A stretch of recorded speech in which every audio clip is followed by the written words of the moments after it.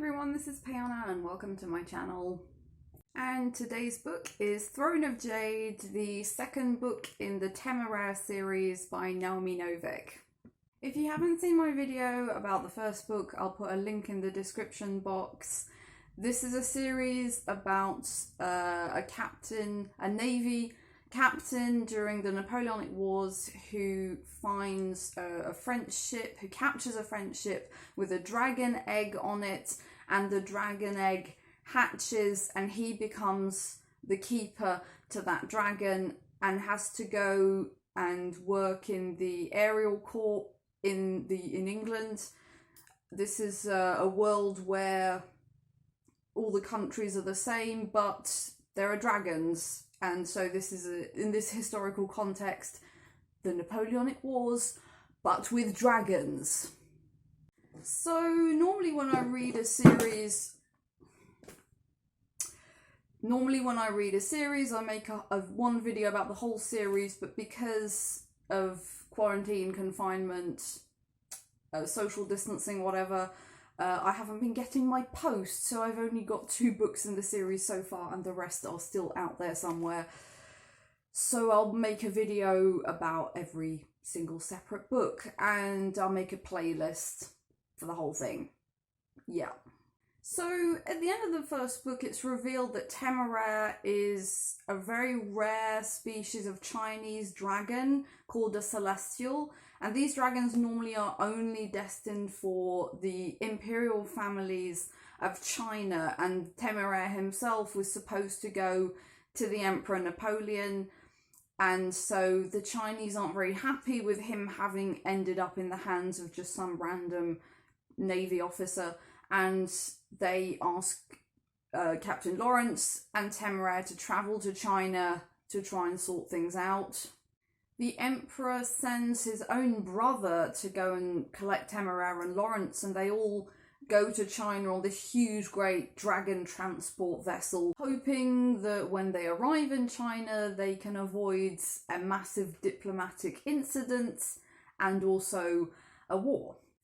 About 2/3 of the book is entirely dedicated to their journey by sea, because obviously it takes quite a long time to get to England, all the way around Africa and up into the Chinese seas to finally get to China. So many weeks and months go by, and I think it's very, very hard when you're writing a story to make a sea voyage interesting, especially when, I mean, unless it's like on a pirate ship or something where there's going to be stuff going on. But generally, being at sea, not much goes on. But here you have the Chinese envoys and they take a great interest in Temeraire. Obviously, they try and teach him their culture. And Temeraire, who's always interested in learning about absolutely everything, is just drinking it in. And it creates this kind of odd environment between Temeraire and Lawrence, because Lawrence starts getting a bit jealous of these Chinese people who are trying to basically win over his dragon. They even go as far as trying to assassinate Lawrence to get him out of the picture completely, which doesn't work. And when they finally get to China, a lot of stuff happens. They discover how differently dragons are treated in China as opposed to what they're treated like in England. And as I said in the last video, if there's a country that knows about dragons, it's China. And the dragons in England are tools basically, and the dragon riders are isolated from society. No one really likes them. They want to keep them out of the way, and people are afraid of dragons, even though they work to defend the country, essentially. But in China, they are very much a part of everyday life. They wander around cities and towns, and interestingly, they don't all have riders, because in England, they must have riders, and they have this notion, which we get, this is what happens at the beginning of the first book when Lawrence, he has to immediately put a harness on Temeraire and get him to talk, and if he doesn't achieve that, then this dragon will be feral and there's no way of controlling it. Whereas in China, that's not what they do at all. Some dragons don't even have riders. They get to meet a dragon, which is called a postal dragon, and she's tiny and so she's not big enough to have a rider, so she just works on her own.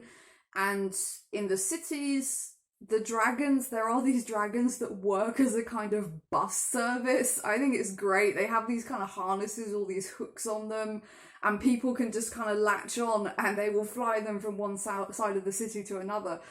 And they don't have riders either. And the dragons aren't appointed riders when they hatch. They are basically put in a school alongside the children who will eventually become their riders. And then they get to choose for themselves which rider they get on with the most, like essentially a big playground for kids and dragons, and they all follow the same classes, which they don't in England. They don't bother to teach the dragons they don't teach them anything, they don't teach them how to read or write. But in China they do, and Temeraire is amazed. This is one of the things that comes up on the ship with the Chinese envoys. They read Temeraire this poem, and it's from the point of view of a dragon. And it's written by a dragon, and the dragons can write, and Temeraire in China gets to learn how to write. The Chinese envoys also take a very dim view of Temeraire being used in combat, because they do have combat dragons in China, but they're kind of like the stupid ones that can't do anything else. And they believe that Temeraire should basically just have a life of leisure and luxury in the imperial dragon setting that he was supposed to have from the beginning. There's this wonderful scene when they first arrive in China that I really loved, where they're staying in this kind of dragon hotel, I guess. They're this sort of overnight waypoint for dragons, and in the morning there's this just wonderful scene where a dragon flies in and sort of barges into the human area and starts sort of yelling, and this woman comes running out in a complete panic without any I think she's topless, and starts sort of fussing over her dragon and getting him ready, and then she runs in, puts some clothes on and runs off, and she's like going on and on and on, and it kind of conjured up this image of like the dragon saying, come on, we're gonna be late for work, you've slept in again, and she's like, oh god, I'm always sleeping too late. But between this dragon and her rider, there's all these sort of wonderful little scenes of how the dragons fit into Chinese society that I find really pleasing. I really enjoyed this book. I enjoyed it even more than the first book. I really loved the first book, but I thought this one was so much better. It was really, really brilliant. All the details of the dragons, how they live, of England versus China, and all this wonderful sort of world Novik created. There was just one thing that annoyed me, one thing that tweaked me, and I really hate this because it's so perfect, this novel. I think it's really, really good. This is an American author, and these characters are British. Lawrence is British, so by default Temeraire speaks English. But there's this one moment where he's referring to a battle they had in the past. He's saying, oh, this battle, and he says the battle that happened last fall. No one in England says last fall, they say last autumn, and this is like the 19th century. That annoyed me, and I might be, I know I'm being ultra prickly, but given like how invested I was in reading this, that just really just went, ding, no, that's wrong, and it made me sad, and maybe I'm being just ultra picky about the language here, but it really stood out, and it made me sad because it's so perfect. It was almost completely perfect for just one word.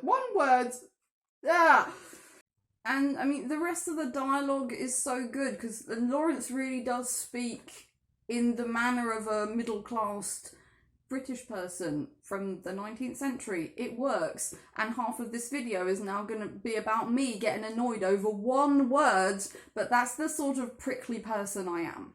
So aside from that one tiny detail, the book is brilliant. And in this one, you really get a sense of how devoted Temeraire and Lawrence are to each other. Like, it goes beyond love. Like, they are completely, they have this sort of symbiosis going on, which is just so endearing. And how, like, the heart-wrenching pain that Lawrence feels when the Chinese try and maneuver themselves between him and Temeraire, or when Temeraire has to go away. There's a scene where he's away for the entire night and Lawrence gets attacked by another attempt to try and assassinate him and his men. And it's so endearing. So that was book 2 in the Temeraire series, Throne of Jade by Naomi Novik, and I'm officially a massive fan of Naomi Novik. I was obsessed with her book, which was the Uprooted book, which I thought was brilliant. I really loved the first book in the Temeraire series. This one is better. So as soon as I receive book 3, I will do that and carry on with this amazing series. So it only remains for me to say thank you for watching my video. I hope you enjoyed it. Please like, comment, share, subscribe, and I'll see you all soon. Bye bye.